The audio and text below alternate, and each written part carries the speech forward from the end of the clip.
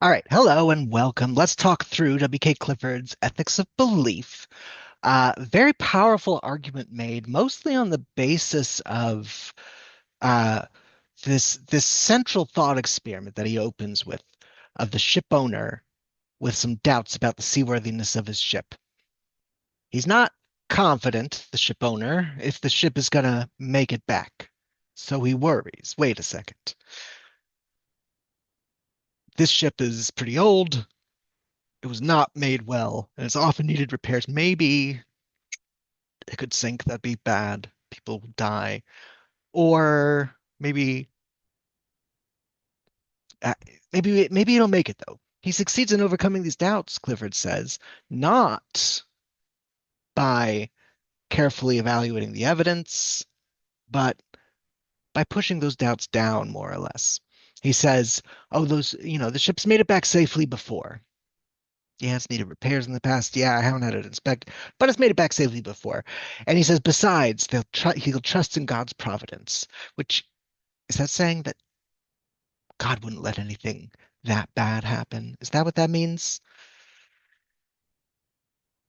How does that square with history? Um, have ships sank in the past? I mean, what does trusting in God's providence mean in that context? If it means nothing that bad can happen, then you probably shouldn't be trusting in God's providence because bad things happen. Maybe it means something different. But anyway, so suppose the ship sinks. Clifford says we would rightly blame the ship owner. We'd blame the ship owner, but what would we blame the ship owner for? Ultimately, for believing without a proper basis, for modeling reality falsely. If you're not believing on the basis of evidence, then you have no right to your beliefs. You believed it would work out, but you had no right to that belief. You hadn't done the work. Let's alter the case a little bit. Suppose that it goes out safely, comes back safely. Did the ship owner then do the right thing? Was the ship owner being moral about the way they formed their beliefs, moral about the way they modeled reality? No, not at all. They just hadn't gotten caught for it, right? They just hadn't suffered any consequences, but what they were doing was still just as wrong, Clifford says. Now, he puts a lot of moral language to this. Here, he encounters an objection. He treats as an objection. What about those beliefs that like don't really affect other people? What about, you've got your private belief in God. What about even, oof, Plato says we believe that there's a kind of uh, access we have to truth, that truth will like speak to us when we see it in some way. I have no reason to believe that. I don't really see the evidence for that. What about private beliefs that don't really affect other people? Clifford says no, there aren't any. And he wants us to think about our beliefs, our belief formation intergenerationally, right? Think about how beliefs transfer from one generation to another. What is our role in that? What do we do in that? Do we just act as an input and an output and pass on the message? Um, what are we supposed to do? So Clifford responds to this objection that, what about private beliefs? Don't really affect anyone else. No one man's belief is in any case a private matter, he says. Our lives are guided by that general conception of the course of things. Okay, think about that word, general conception of the course of things. What is he talking about? I think what he's talking about is basically our worldview. We're philosophy.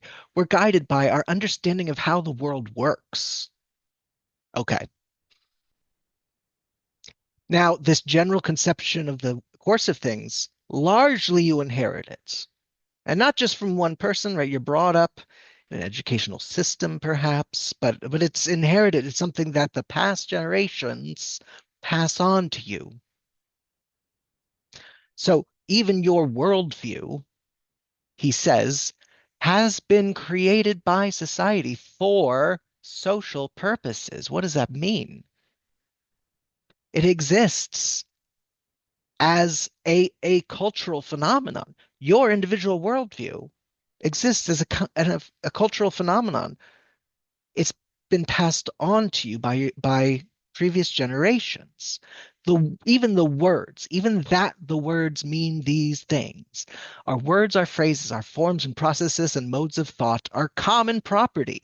They've been fashioned, right? Our language has been fashioned in society for social purposes, right? To make things work.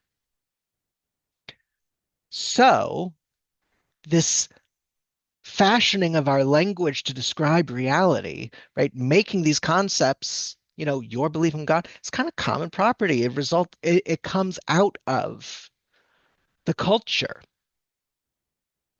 Doesn't necessarily mean it's true or false, but recognize that it's a human thing, not exactly a personal thing.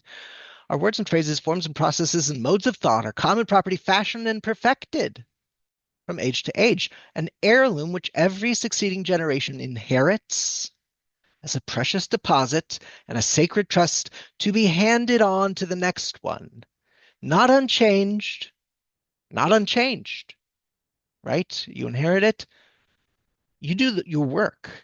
You live your life, get the experiences, learn from experience, test the beliefs, gather evidence. So enlarged and purified. Purified is shrunk, right? So we're going to take the beliefs that we're in handed that we inherit, and we're going to shrink down the ones that we find, you know what, they don't work or they don't match reality. Those might be two different things. They don't work, they don't match reality. But we learn from our experience to purify old beliefs. A belief in so I was definitely brought up with a belief in divine providence that did tell me nothing that bad can happen to you. It's a very comforting for a child.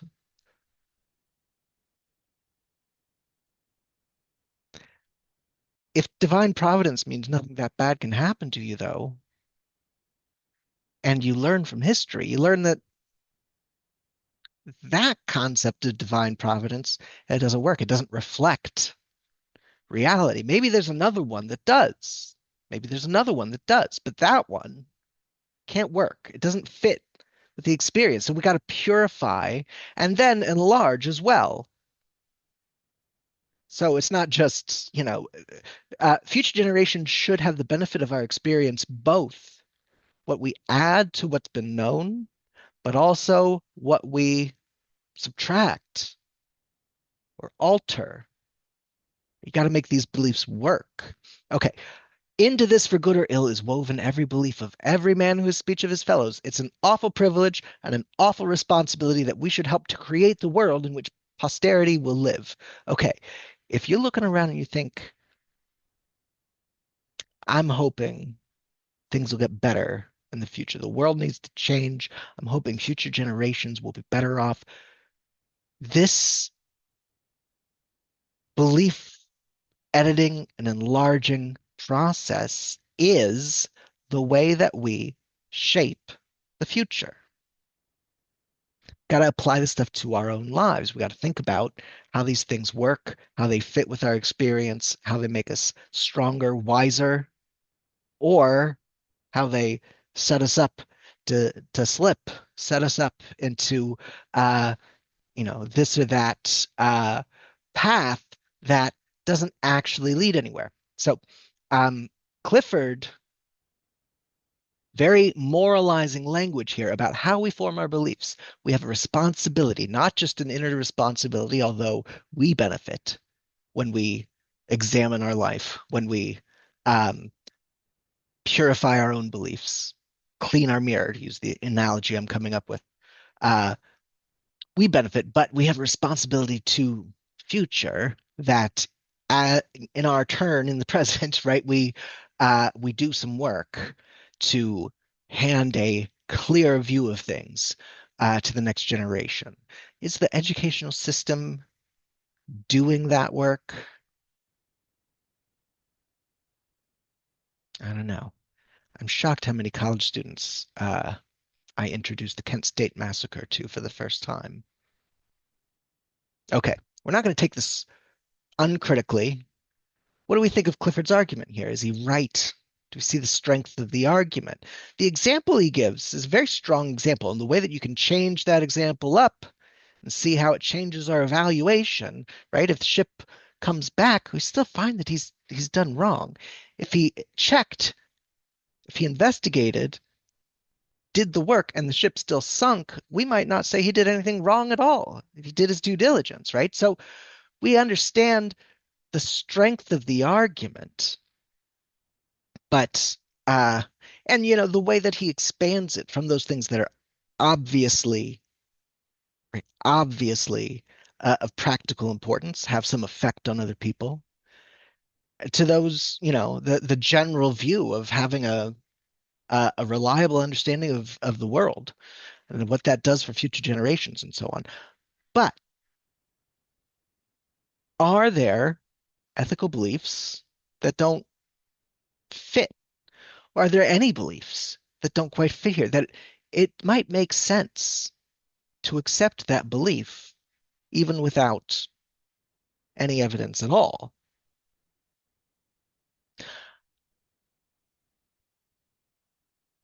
Let's see with this second. Interestingly, Clifford's argument here is often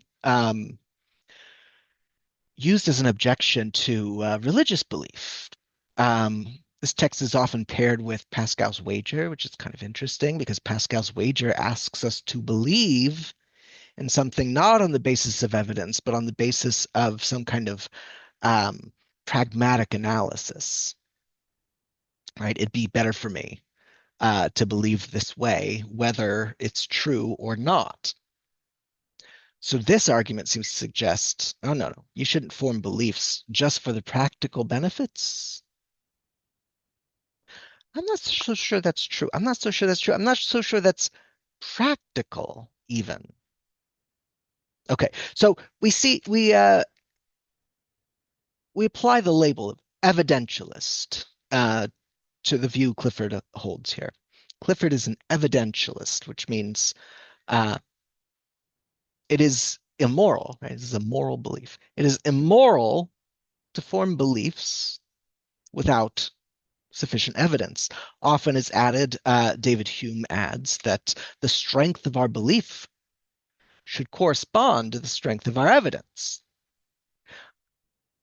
I like that one, that addition. It's interesting to think of belief as something that comes in degrees. The stronger evidence, the more you believe it. The weaker evidence, the less you believe it. We often think of it as a binary, as I believe this, I don't believe that. But if we think of belief as coming in degrees, that's interesting. All right, let's take Clifford's position though. Even that, right, that it's immoral to believe anything without evidence. Do we have super great evidence for that? We've got, sorry for messing with the microphone. We've got some thought experiments for sure, but notice that these thought experiments, he gives a couple others, spreading rumors on an island. Anyway, he gives a couple other examples that are able to be used as thought experiments in these ways by changing these little facts and seeing what those changes mean for the overall evaluation of things. And that's great, but they're always going to be, you know, um, particular kinds of beliefs. And generally, um, beliefs that affect other people, not the kind of private beliefs that you might think about in a religious context. So there's certainly places where he seems right, and then there's other places where I don't know. Does it really matter? Um, What about, let's see, this is a line from Martin Luther King. The universe bends towards justice. What about that one? Do we have evidence?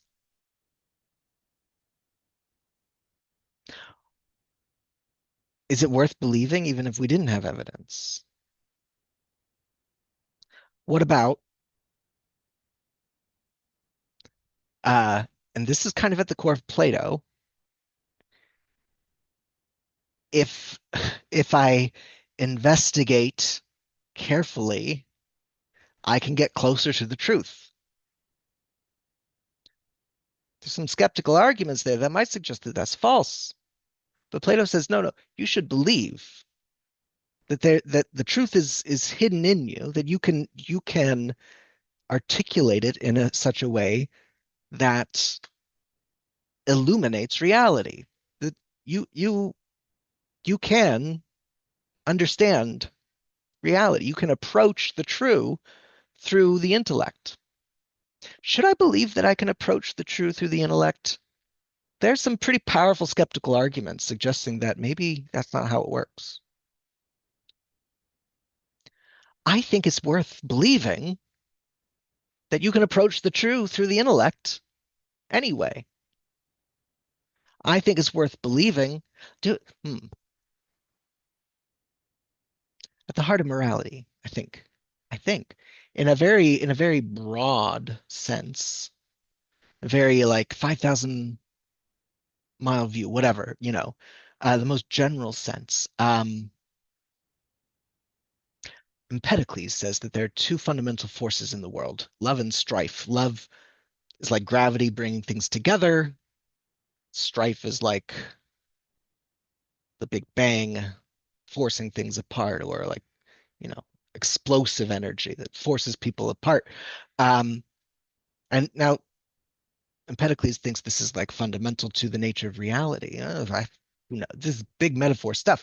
But what about in broadest, least focused views that morality seems to be about supporting the power of love and fighting the power of strife?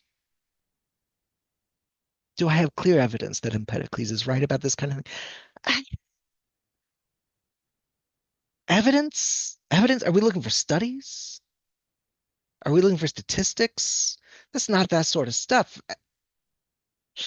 So there are two kinds of truths that I would recommend that we adopt as a kind of inner dogma, even chosen dogma, right?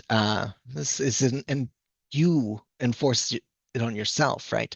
Um, Two kinds of beliefs that I think it's good to have, even without evidence. The first kind is like pre-evidential beliefs that as one investigates, one, as one investigates with skill, one gets closer to the truth. Do I have evidence for that? That's not even the kind of thing I can get evidence for. Some of these beliefs are the kinds of things that make things evidence, right? Um, just because I've fried up 3 eggs before, 4 eggs, 5 eggs before, and the liquid egg turned solid over the heat. Should I believe the future eggs will? Yeah, I think that to believe that the past is a reasonably reliable guide to the future, David Hume is going to say, there's no evidence for that. There's no evidence for that. We need that kind of belief because it's what makes evidence possible. So certain kind of structuring beliefs make evidence possible, make things count as evidence. Those are worth believing without evidence. You have no choice. Sorry if the kids are loud. Hey, kids, can you quiet down? All right. Second, there's some kind of moral beliefs or or kind of in the same vein as these pre pre-evidential beliefs. These are things that are worth believing that kind of make stuff possible, the practical benefit. So I think, the ineliminable dignity of humanity. Can I prove that all humans are deserving of respect and to be treated with dignity? Can I prove that? Can I talk about every kind of human there could be and all kinds of conditions we could find humans in, and make the argument? I could make an argument, but it's going to be like a religious argument about, and even then, why should I think religious arguments are true, right? So, uh, at the core of it, there's got to be some kind of, you know what? I need to start here.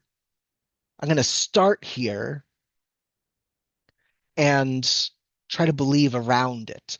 I'm going to start with a respect for the truth.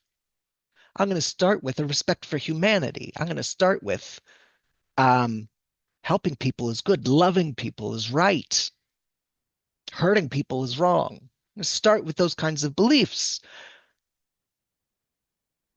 And then I can argue I can build um, the theory around it. I can build the perspective around it. Do I need evidence before I start believing that genocide is wrong? No. If someone starts trying to show me evidence that genocide might sometimes be right, I'm going to look at them like they're crazy and say, this isn't the right kind of thing. You're starting on the wrong end here. We got to start with our experience of morality, the experience that you get out of stories, out of stories of people doing noble things, of people doing terrible things. We got to start with what we experience about morality and build around it, theorize around it. Okay.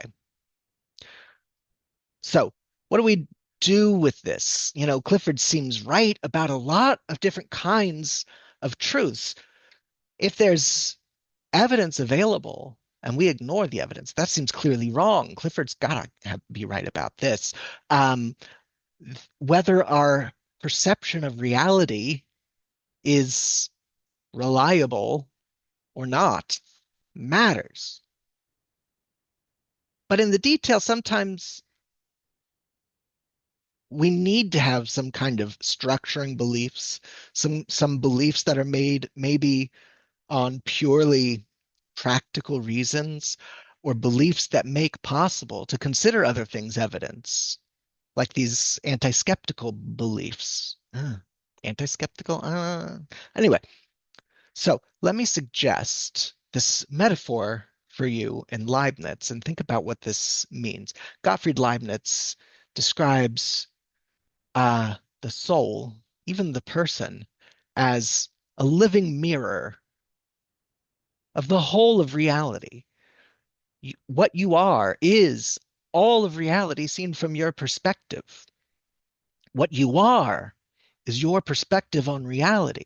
Okay, so respect it, respect yourself. What does that mean? Well, you want to reflect reality cleanly.